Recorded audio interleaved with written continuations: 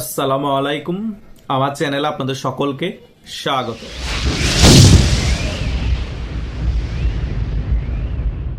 জুলাই এবং আগস্টের ছাত্র হত্যার জন্য নাকি আওয়ামী লীগ এখনো ক্ষমা চায়নি। শেখ হাসিনাকে নাকি ছাত্র হত্যার জন্য ক্ষমা চাইতে হবে। আওয়ামী লীগ নাকি গণহত্যাকারী। আসেন আমরা সে বিষয়ে আজকে গুরুত্বপূর্ণ একটি আলোচনা করি। কাদের ক্ষমা চাওয়া প্রয়োজন, কারা গণহত্যাকারী, কারা দেশ ধ্বংসকারী।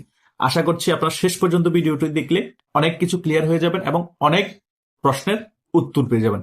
প্রথমত, বাংলাদেশের মধ্যে জঙ্গি হামলা কারা করে? পাকিস্তানের আইএসআই এবং আমেরিকার সিআইএ সহায়তায় বাংলাদেশের মধ্যে একটি আন্দোলন সংগঠিত হয়, কোটা আন্দোলন। সে কোটা আন্দোলনের মাধ্যমে বাংলাদেশ আস্তে আস্তে জঙ্গি হামলা শুরু হয়ে যায়। বাংলাদেশের মধ্যে যত গুরুত্বপূর্ণ সরকারি অবকাঠামো আছে সকল অবকাঠামোয় একযোগে হামলা শুরু করে দেওয়া হয়। বাংলাদেশে তো একটি সরকার আছে, সে সরকারের দায়িত্ব কি? সে সরকারের দায়িত্ব হচ্ছে জানমালের নিরাপত্তা দেওয়া। সো জানমালের নিরাপত্তা দেওয়ার কারণে যারা দেশে জঙ্গি হামলা করেছে তাদেরকে কঠোরভাবে পুলিশ দমন করার চেষ্টা করা হয়েছিল, পুলিশ দমনও করেছে। এর পরবর্তী সময় তারা দেখেছে যে আমাদের আন্দোলন তো আরো চাঙ্গা করতে হবে, পুলিশ তো আমাদেরকে দমন করে ফেলছে, আমাদের লাশের প্রয়োজন। তারা কি করেছে? আবু সাইদের হত্যাটাকে ইস্যু বানিয়েছে। আবু সাইদ যখন পুলিশকে মেরেছিল এবং পুলিশ রাবার বুলেট দিয়ে ফায়ারিং করেছিল এবং তারা নিজেদের কর্মীদেরকে পাথর মেরে আবু সাইদের মাথার এখানে রক্তকরণ হয়েছিল। সো ওইটাকে টার্নিং পয়েন্ট হিসেবে তারা ধরেছিল। আবু সাইদকে হাসপাতালে নিয়ে যায়নি এবং আবু সাইদ মরে যাওয়ার জন্য অপেক্ষা করেছিল। সো তারা তাদের কর্মী আবু সাইদকে মেরে ফেলেছে। মেরে ফেলে আবু সাইদকে দিয়ে আন্দোলন চাঙ্গা করে এবং ইমোশনাল ভাবে জনগণকে ব্রেনওয়াশ করতে শুরু করে। একে তো দেশের জঙ্গি হামলা চালাচ্ছে, দ্বিতীয়ত তাদের কর্মী আবু সাইদকে তারাই হত্যা করে দেশের মধ্যে একটি আন্দোলন চাঙ্গা করে। তারপরে একে একে তারা আরো অ্যাক্টিভলি আইএসআই এবং আমেরিকার সিআইএ সহযোগিতায় স্নাইপার দিয়ে ছাত্রদেরকে হত্যা করা শুরু করে। দেখেন ছাত্র হত্যা কিভাবে আস্তে আস্তে বাড়া শুরু করে। প্রথমে আবু সাইদকে তারা হত্যা করে, তারপরে স্নাইপার দিয়ে মুগ্ধ, এরকম আরো অনেক স্নাইপার দিয়ে হত্যা করা শুরু করে। তারপরে যখন জনগণ আস্তে আস্তে খেপে যায় পুলিশের উপর এবং আওয়ামী লীগের উপর, জনগণও রাজপথে নামা শুরু করে, তখন জনগণ খেপে গিয়ে পুলিশকে আক্রমণ করে, মেরে ফেলার জন্য থানার মধ্যে আক্রমণ করা শুরু করে এবং ছাত্রলীগ যুবলীগ তাদের উপরও হত্যা করে ফেলার জন্য আক্রমণ করা শুরু করে। পাগল হয়ে যায়, জঙ্গিরা আরো উস্কিয়ে দেয়। তখন ছাত্রলীগ এবং পুলিশ তারা নিজেদের জীবন বাঁচাতে, থানা বাঁচাতে তারা ফায়ারিং করা শুরু করে। তখনই আস্তে আস্তে কিছু ছাত্র মারা যাওয়া শুরু হয়। এর ভিতরে ভিতরে ফাঁকে ফাঁকে স্নাইপার দিয়ে এই আইএসআই এবং আমেরিকার সিআইএ সহযোগিতা এই রাজাকারের নাতিপুতিরাও ফায়ারিং করে মারতে শুরু করে। এভাবে করে আস্তে আস্তে ছাত্র হত্যা বাড়তে থাকে, আন্দোলনও চাঙ্গা হতে থাকে, দেশের মধ্যে জঙ্গি হামলা বাড়তে থাকে। শেষ পর্যায়ে যখন এরা দেখতে পেয়েছে বাংলাদেশের সাধারণ জনগণ সবাই খেপে গিয়েছে, এবার তারা টার্গেট করেছে পুলিশ মারো। যেখানে পুলিশ পাচ্ছে সুযোগ মতো পুলিশকে মেরে ঝুলিয়ে দেওয়া হচ্ছে।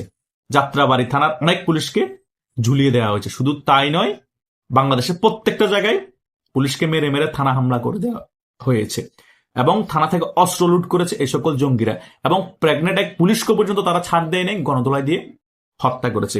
সো এই আলোচনার মধ্যে আপনারা কি বুঝতে পেরেছেন? এখানে কি শেখ হাসিনার কোনো দোষ আছে? এর জন্য কি শেখ হাসিনার ক্ষমা চাওয়া প্রয়োজন, নাকি এই সকল টোকাই জঙ্গিদের ক্ষমা চাওয়া প্রয়োজন এবং যে সকল অ্যান্টি আওয়ামী লীগের রাজনৈতিক দল আছে তাদের ক্ষমা চাওয়া প্রয়োজন? তারা যদি শেখ হাসিনার কাছে এবং আওয়ামী লীগের কাছে ক্ষমা না চায়, তাহলে কোন দুঃখে আওয়ামী লীগ এবং শেখ হাসিনা তাদের কাছে ক্ষমা চাইবে? তারা একে তো দেশের জঙ্গি হামলা করেছে, দেশের জানমালের ক্ষতি করেছে, তারা তাদের নিজেদের মানুষকে মেরে জনগণকে ব্রেনওয়াশ করে রাজপথে নামে আবার পুলিশ হত্যায় মেতেছে, থানা পোড়ানোতে মেতেছে এবং ছাত্রলীগ যুবলীগ এদেরকে হত্যায় মেতেছে। সো জীবন বাঁচানো ফরজ, তারা তাদের জীবন বাঁচানোর জন্য ফায়ারিং করেছে। সো এখানে অনেক ছাত্র হত্যা হয়েছিল। সো ওই ছাত্রগুলা যে হত্যা হয়েছে ওগুলা কাদের দোষ হত্যা হয়েছে? এই টোকাই জঙ্গিদের কারণে, সমন্বয়কদের কারণে, এই জামাতের কারণে এবং এই বিএনপির কারণে। তারাই উস্কিয়ে দিয়েছিল এই সকল ছাত্রদেরকে, তাই নয় কি?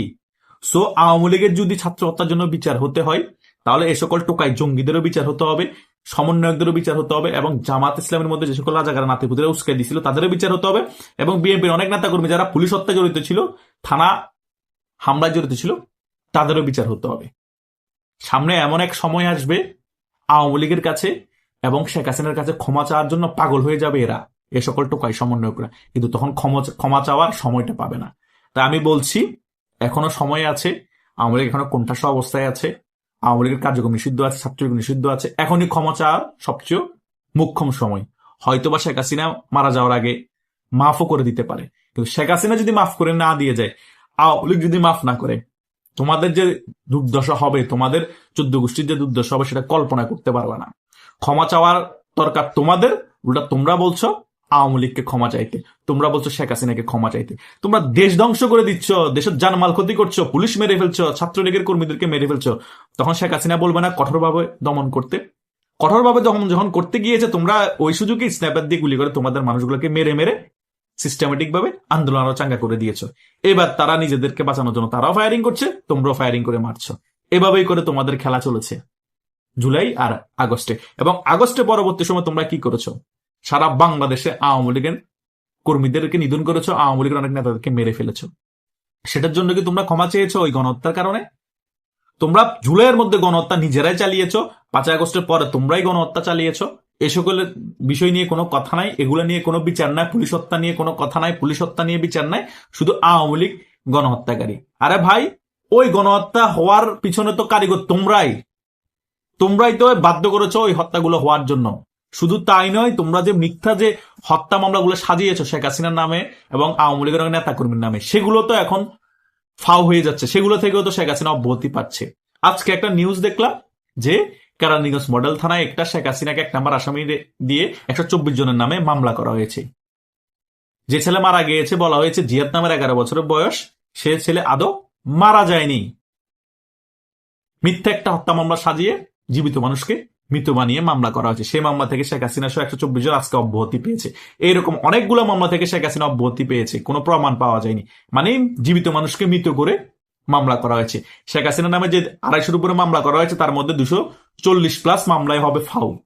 আর হয়তোবা 10-15টা মামলা আছে, এগুলো কিছু কিছু জায়গায় তোমাদের মাধ্যমে বা পুলিশ ফাইটিং এর মাধ্যমে হত্যা হয়েছে, ওগুলো তো শেখ হাসিনাকে জড়ানো হয়েছে। সো এগুলোর কোনো ভিত্তি নেই রে ভাই। জামাত ইসলাম 30 লক্ষ বাঙালিকে হত্যার পিছনে দায়ী, 2 লক্ষ মা বোনের ইজ্জত হরণের পিছনে দায়ী। সে জামাত ইসলাম বাংলাদেশে দাপটশীল রাজনীতি করতেছে।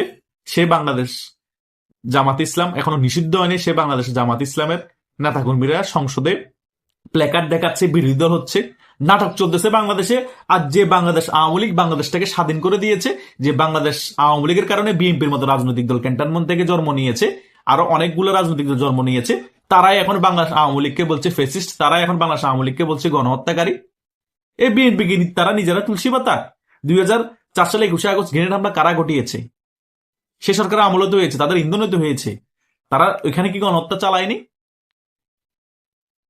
20,000-এর মতো ছাত্রলীগের কর্মীদেরকে 2001 থেকে 2006 সালের শাসন আমলে বিভিন্ন রকমের হেনস্থা করা হয়েছে, এবং হাজার হাজার ছাত্রলীগের কর্মীদেরকে হত্যা করা হয়েছিল 2001 থেকে 2006 সালের শাসন আমলে। সেগুলো কি মানুষ ভুলে গিয়েছে? তখন এইরকম মিডিয়া সরব ছিল না বিদে অনেকে অনেক কিছু জানতে পারতো না, অনেক কিছু মিডিয়াতে আসতো না। তারপরও তো অনেক কিছু চলে এসেছে। দুর্নীতিতে 4 থেকে 5 বার চ্যাম্পিয়ন হয়েছে, সেগুলো কি জনগণ ভুলে গিয়েছে? শুধু আওয়ামী লীগ ফেসিস্ট, আওয়ামী লীগ গণহত্যাকার একটা ইস্যু পেয়েছে। ওই গু খাই সব মাছে, দোষই শুধু পাঙ্গাসের। এই অবস্থা দেখতেছি, সবাই গণহত্যা চালায়, সবাই স্বৈরাচারী আচরণ করে, কিন্তু আওয়ামী লীগের দোষ হয়ে গিয়েছে এখন সব। 16 বছর শাসনামল ছিল যে আওয়ামী লীগের, সে কারণে সকল কিছু এখন আওয়ামী লীগের উপর চলে গিয়েছে। কিন্তু এখন তো এই 2 বছরের কাছাকাছি হয়ে গিয়েছে, আওয়ামী লীগ তো এখন ক্ষমতায় নেই, এখন কার দোষ দিবে? এখন দেশের এই অবস্থা কেন? 5 আগস্টের পরবর্তী সময় দ্রব্যমূল্যের দাম বেড়ে গিয়েছে কেন? গ্যাসের দাম বেড়ে গিয়েছে কেন? দেশের চুরি ডাকাতি এত বেড়ে গিয়েছে কেন? সন্ত্রাসী এত বেড়ে গিয়েছে কেন? সো জনগণের এখন বুঝার সময়, এই টোকাই সমন্বয়কদেরও এখন বুঝার সময়। আওয়ামী লীগের সাথে যে অপরাধ করেছ, তার জন্য আওয়ামী লীগ না, আওয়ামী লীগের কাছে উল্টা ক্ষমা চাইতে হবে তোমাদের। ক্ষমা চেয়ে আওয়ামী লীগকে বাংলাদেশের রাজনীতিতে ফিরিয়ে আনো, রাজনীতি করতে দাও, সেটা তোমাদের জন্য মঙ্গলজনক, বাংলাদেশের জন্য মঙ্গলজনক। আওয়ামী লীগও চিন্তা করবে তোমরা ক্ষমা চাওয়ার পর যে আদৌ আওয়ামী লীগের যে সকল ভুল ছিল ওইটার জন্য ক্ষমা চাওয়া যায় কিনা। দোষ কিন্তু তোমাদের বেশি। আমার এই ভিডিওটা যারা দেখেছেন, সাধারণ জনগণ যারা আছেন, তারাই ব্যাপারগুলো চিন্তা করে নিয়েন, বুঝতে পারবেন দোষ কাদের বেশি, কাদের আগে ক্ষমা চাওয়া প্রয়োজন। আশা করছি আপনারা সকল কিছু ক্লিয়ারলি বুঝতে পেরেছেন। ধন্যবাদ সকলকে।